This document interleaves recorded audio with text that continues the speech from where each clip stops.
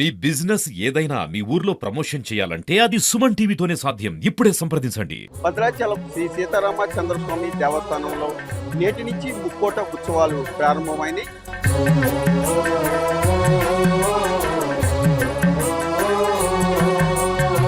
స్వామివారిని ఎవరైతే గతపైన దర్శించుకుంటారో వారికి గొప్పనైనటువంటి జ్ఞానం పొందుతారో అని మనకి శాస్త్రం చెబుతుంది.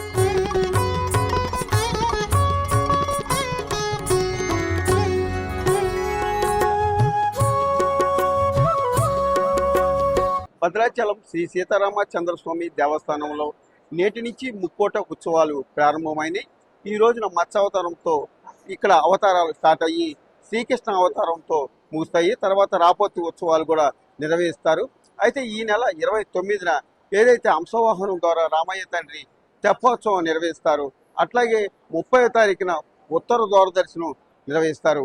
అయితే ఈ ఉత్సవానికి రాష్ట్ర మంత్రులు కూడా వచ్చే అవకాశం ఉండడంతో కట్టుదిట్టమైన భద్రతా ఏర్పాటుతో పాటుగా ఇక్కడ ఆలయ అధికారులు ఎవరికి కూడా భక్తులకు ఇబ్బంది లేకుండా ఏర్పాట్లు చేస్తున్నారు. అయితే ఈ ముక్కోటి ఉత్సవాలపై మాట్లాడడానికి మనతో అయ్యగారు ఉన్నారు, వారితో మాట్లాడుతున్నాం. సార్ చెప్పండి, ఈ ముక్కోటి ఉత్సవాల యొక్క విశిష్టత ఏంటి, అవతారాలు యొక్క విశిష్టత ఏంటి అసలు? శ్రీరామాయ నమః, శ్రీమతే రామానుజాయ నమః.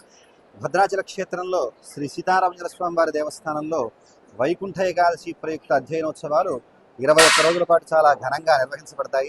ఆ తర్వాత ఒక 3 రోజుల పాటు విలాసోత్సవాలు అని చెప్పి కూడా నిర్వహిస్తారు. ఈ వైకుంఠ ఏకాదశిలో ప్రధానంగా మనం వైకుంఠ ఏకాదశి రోజుని మధ్య మణిపూసగా తీసుకుని ముందు జరిగే 10 రోజులటువంటి కార్యక్రమాలకి పగల్పత్తు ఉత్సవాలని, ఆ తర్వాత జరిగేటువంటి 10 రోజుల ఉత్సవాలకు రాపత్తు ఉత్సవాలు అని చెప్పి పేరు. అందులో భాగంగా మనకి మొదలు జరిగేటువంటి 10 రోజులలో స్వామివారిని దశ అవతారాల అలంకరణలో రోజుకొక అలంకారంతో మనకి స్వామివారు దర్శనాన్ని కృపజేస్తారు. మొదటి రోజున మత్స్యావతారము, కూర్మావతారము, వరాహావతారము, నారసింహావతారము, అలా వరసాల అవతారాల క్రమంలో మనకి వరుసగా రోజుకొక అవతారం చొప్పున మనకి స్వామివారు దర్శనాన్ని ఇస్తూ ఉంటారు. అందులో మొదటి రోజునైన ఈనాడు అధ్యయనోత్సవాల ప్రారంభం. వైకుంఠ ఏకాదశి పరంగా మనకి అధ్యయనోత్సవాలు అంటే మనకి వేద ఇతిహాస పురాణాలు ఏవైతే ఉన్నాయో వాటి అన్నిటి యొక్క పారాయణ అధ్యయనం అంతా కూడా ఈ 21 రోజుల పాటు కొనసాగుతుంది. మొదటి రోజు మనకి ఋగ్వేదం దగ్గర నుంచి మొదలు పెట్టుకుని ఇతిహాసాలైనటువంటి రామాయణము, అలాగే శ్రీభాష్యము, అలాగే ప్రధానంగా మనం చూసినట్లయితే స్వామివారి ముందు 12 ఆళ్వారులు అనుగ్రహించినటువంటి నారాయణ దివ్య ప్రబంధము అనేటువంటి ప్రబంధ పారాయణ కూడా ఈ 21 రోజుల పాటు చేస్తారు. అలా ఈ అధ్యయనం మొత్తం చేస్తారు కాబట్టి వైకుంఠ ఏకాదశి సందర్భంగా చేసేటువంటి అధ్యయనం కాబట్టి వీటికి వైకుంఠ ఏకాదశి ప్రయుక్త అధ్యయనోత్సవాలు అని చెప్పి పేరు. మనకి ఇలా పగల్పత్తుత్సవాలలో 10 రోజుల పాటు జరిగి మళ్ళా రాపత్తులో కూడా ఈ అధ్యయనం అనేటువంటిది కొనసాగుతుంది.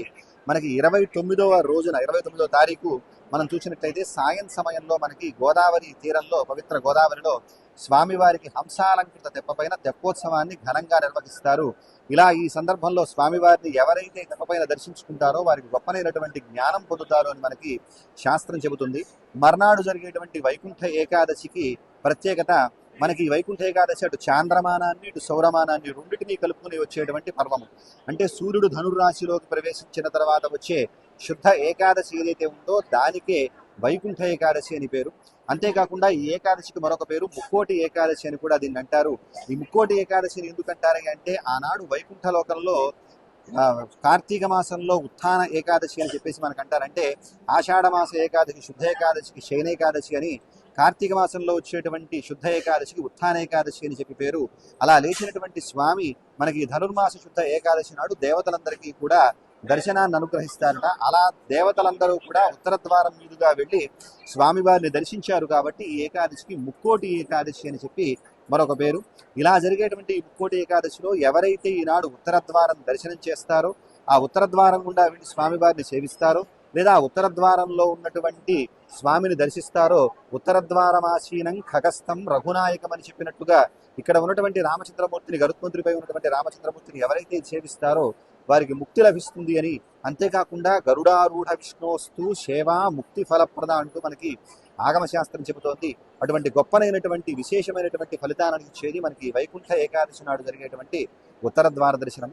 ఆ తర్వాత వైకుంఠ ఏకాదశి రోజు రాత్రి నుంచి మనకి రాపత్తు ఉత్సవాలు ప్రారంభమవుతాయి. ఇవి కూడా 10 రోజుల పాటు జరుగుతాయి. ఊరిలో ప్రధానంగా ఉన్నటువంటి అనేక మండపాల దగ్గరికి స్వామివారి యొక్క సేవని తీసుకువెళ్ళడం జరుగుతుంది, వివిధ అలంకారాల్లో ఈ రోజు కూడా. ఆ తర్వాత మరొక 3 రోజుల పాటు విలాసోత్సవాలను కూడా నిర్వహించడం జరుగుతుంది. ఇలా 24 రోజుల పాటు జరిగేటువంటి అత్యంత వైభవంగా జరిగేటువంటి ఉత్సవాలు ఈ వైకుంఠ ఏకాదశి ప్రయుక్త అధ్యయనోత్సవాలు. అటువంటి గొప్పగా జరిగేటువంటి ఉత్సవాలలో భక్తజనులందరూ కూడా పాల్పంచుకొని స్వామివారి యొక్క అనుగ్రహాన్ని పొందవలసిందిగా కోరుతూ జై శ్రీరామ్. 30వ తారీఖున జరుగుతున్న ఉత్తర ద్వార దర్శనానికి ఎటువంటి ఇబ్బంది జరగకోకుండా అన్ని ఏర్పాట్లు చేశారని చెప్పండి జిల్లా కలెక్టర్ హితేష్ వి పాటిల్ ఆధ్వర్యంలో, ఇక్కడ ఈఓ దామోదర్ గారి నేతృత్వంలో, అలాగే మన సబ్ కలెక్టర్ జ్యేష్ఠ గారు, అట్లాగే మన ఏఎస్పీ విక్రాంత్ సింగ్ గారు, అట్లాగే ఐటీడీపీ రాహుల్ గారు దగ్గరుండి ఈ ఉత్సవాన్ని ముందుకు తీసుకెళ్తున్నారు. వీడియో జర్నలిస్ట్ బాలసూర్యతో నాగరాజ్, సుమన్ టీవీ, భద్రాచలం.